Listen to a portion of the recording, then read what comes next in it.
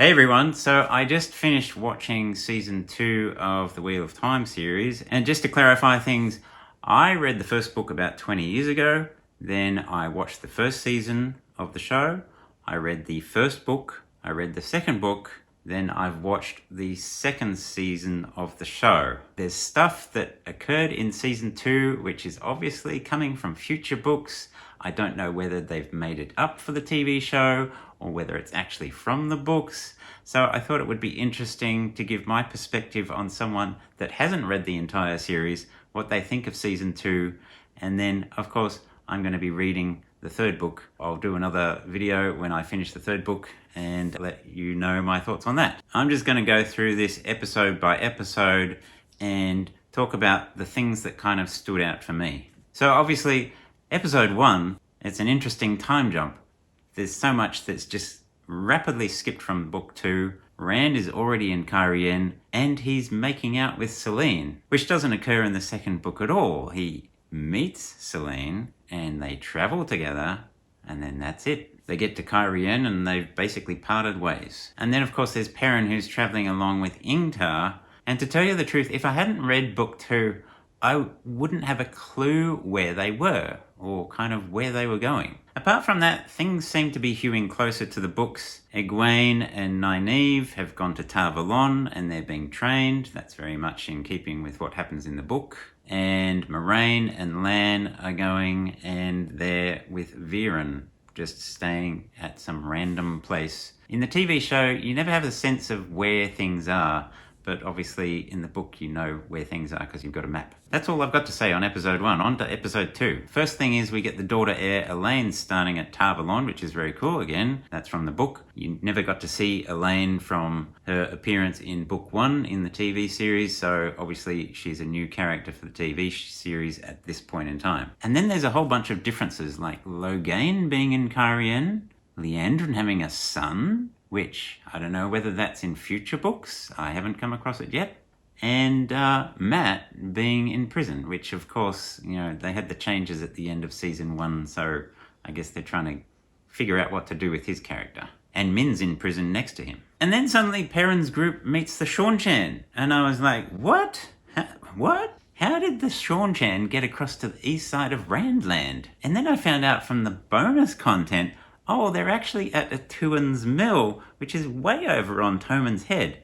So it's like, how on earth did they actually get there? I guess there was the time jump between Rand getting down to Cairhien, so I guess they've had the time to get across to Toman Head. But still, it's a little bit, oh, okay. And then there's the whole Moiraine being nasty to Lan, and I'm like, why? Like, why? She's just being annoying. There's no reason. This does not match up with what's in the book. So on to episode 3, and Nynaeve doesn't make it through the arches, and I'm like, what? Wait, what? That doesn't match. And then, oh, right, she does. That's clever. And then we're back to the Seanchan, and anyone else find the southern accent of Alwyn a bit off-putting? I thought it was a bit strange. Hey everyone, how you doing? How you doing out there? Another random thing. It was nice to see Rand refusing those invitations, which is obviously something from the book. It's a little bit of humour. There's not a lot of humour in this show, so it's nice to get a little bit of that. It's a very serious show. And then there's some more odd things in this episode. Perrin running off with wolves after being captured. And Min being in cahoots with Liandrin. That was a surprise. I don't know whether that comes out later in the books or not. So we start episode 4 and Ishamael breaks her seal, and at the time when I was watching this, I was thinking, is that Lanfear? Obviously, I do know it's Lanfear, but at the time I was thinking, is that Lanfear?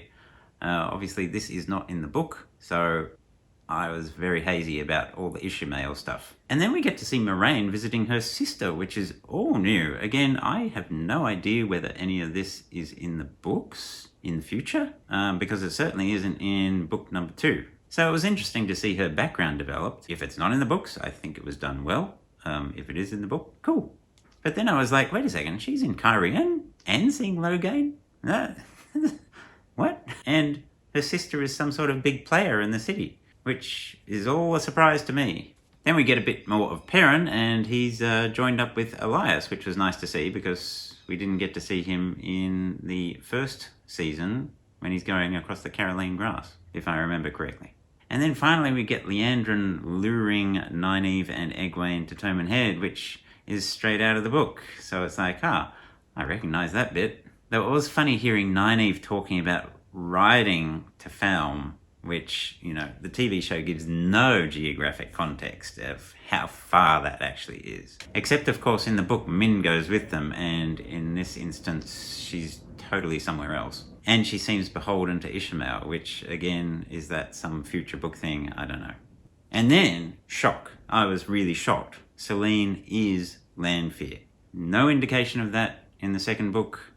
I assume it comes up in the third book, or future books. And suddenly Moiraine and Rand are back together, and this is one of the cases where I know it probably differs vastly from how the books go, but I was actually enjoying the show at this point. I thought it was very well done. I think it was a good twist, and it just makes me want to read the books more. And then we have episode 5, and this is all sorts of, I don't know how any of this relates to the books really. Moiraine is with Rand running away from Lanfear. Perrin is with Elias, and then he leaves and goes to Atuan's mill and runs across Dane Bornhold, and then escapes with an Aiel woman. Viren goes to the White Tower and meets up with 2 other Brown Argers that I don't recognise. Ishamael is conspiring with High Lady Suroth. And then I'm like, wait, Barthane's Damodred is Moiraine's nephew?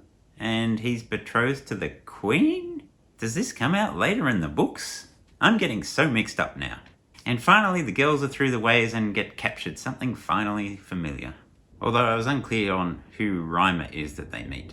So on to episode 6, and all the stuff with Egwene being trained as a Damane is pretty much in keeping with the books. The stuff with Rand and Lanfear is of course totally new. And hey, we see Loial singing and making a tree grow. I guess that's what sung wood is. Still don't know what it does though. And then Mat and Min are in Cairhien, and to be honest, I really didn't know what they were doing or where they were going, so maybe I missed something. And now Lan's being accused of being a dark friend and being held hostage, and I'm like, wait a second, did I miss an episode or something? There's a lot of dream stuff in this episode, and to tell you the truth, I'm not really keen on all the dark stuff. When you read a book and there's dark stuff, you can kind of just ignore it, but when you see it visually on a TV screen, it's something else. And I'm not really keen on that. One minor note for the music people, whenever they show a Suldam, there are a few notes that get played that sound awfully like the Emperor's theme from Star Wars. Did anyone else notice that? Good.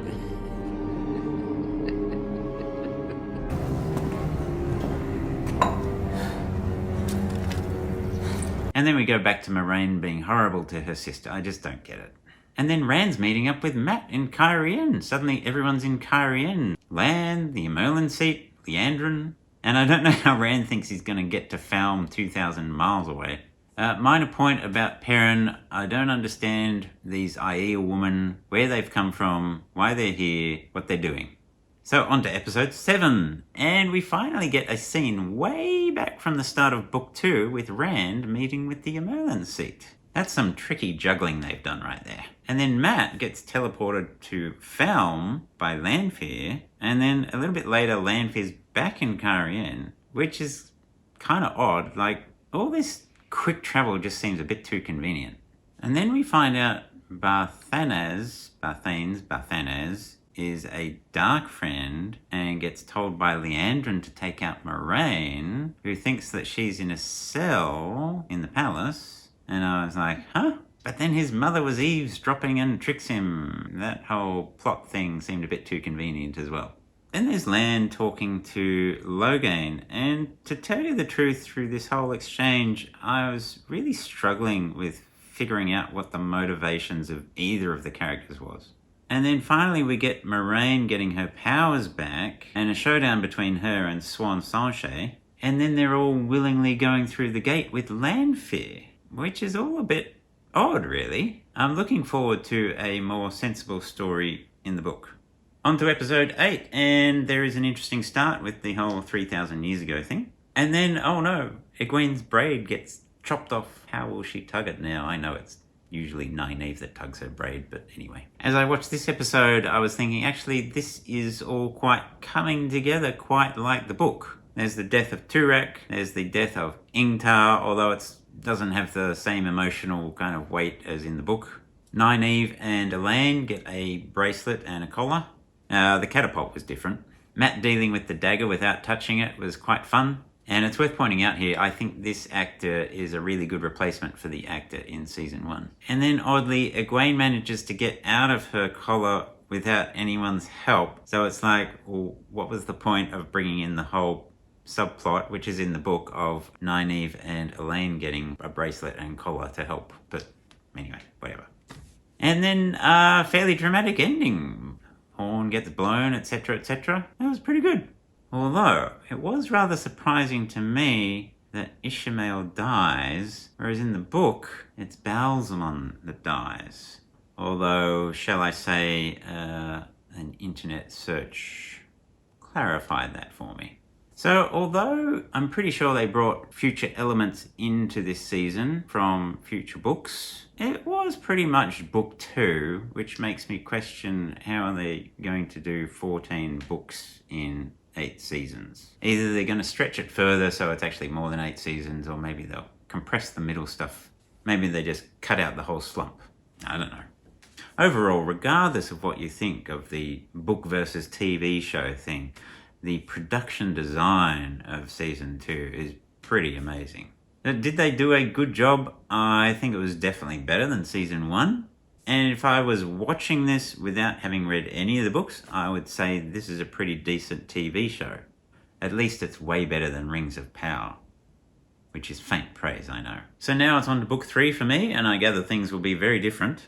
I'll be interested to see what things I recognise from the show and what is like totally different. Let me know what you thought of season 2. Did you like it? Did you like it more than season 1? Did you still hate it with a passion? All comments are appreciated.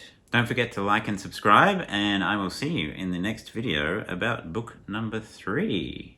Ring the bell if you want to be notified. See ya.